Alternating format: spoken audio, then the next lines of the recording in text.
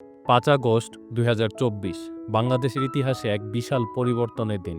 কিন্তু সেই উন্মাদনার জোয়ারে আমরা কি হারিয়েছি তা কি একবারও ভেবে দেখেছি? আমার সামনে দাঁড়িয়ে থাকা এই ধ্বংসস্তূপটি কেবল একটি গাড়ি নয়, এটি ছিল শেরপুরের জন্য একটি জীবন রক্ষাকারী আশার আলো। এটি একটি আইসিইউ বা লাইফ সাপোর্ট অ্যাম্বুলেন্স। ভারত সরকারের পক্ষ থেকে উপহার হিসেবে পাওয়া এই অত্যাধুনিক অ্যাম্বুলেন্সটি আমাদের শেরপুরের সরকারি হাসপাতালের একটি সম্পদ ছিল।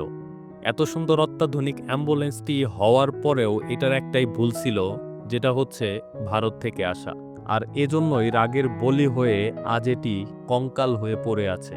সাধারণ অ্যাম্বুলেন্স আর এটার মধ্যে আকাশ পাতাল তফাৎ ছিল।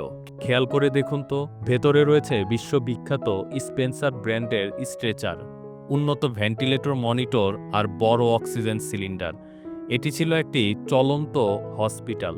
যখন একজন মুমূর্ষু রোগীকে শেরপুর থেকে ঢাকা নেওয়ার প্রয়োজন হতো, তখনই আইসিইউ অ্যাম্বুলেন্সটি ছিল একমাত্র ভরসা। ক্ষোভ ছিল সরকারের উপর, কিন্তু ক্ষতি হলো আমাদের সাধারণ শেরপুরবাসীর। পুরো শেরপুর জেলায় এমন অত্যাধুনিক লাইফ সাপোর্ট সুবিধা সম্বলিত অ্যাম্বুলেন্স আর একটিও নেই। আজ যদি কোনো গরিব পরিবারের মানুষের আইসিইউ সাপোর্ট নিয়ে ঢাকা যাওয়ার প্রয়োজন হয়, তবে তাকে চড়া দামে বেসরকারি অ্যাম্বুলেন্স ভাড়া করতে হবে, যা অনেকের সামর্থ্যের বাইরে।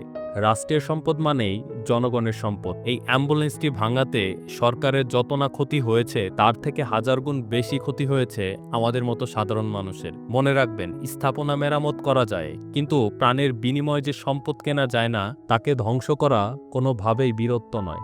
এখানে থাকা মনিটর এবং ভেন্টিলেটর সেটআপের দাম কয়েক লক্ষ টাকা। শেরপুরের মানুষের জন্য এটা ছিল একটা আশীর্বাদ। আসুন আমরা রাষ্ট্রীয় সম্পদ রক্ষা করি, কারণ দিন শেষে এগুলো আমাদেরই কাজে লাগে।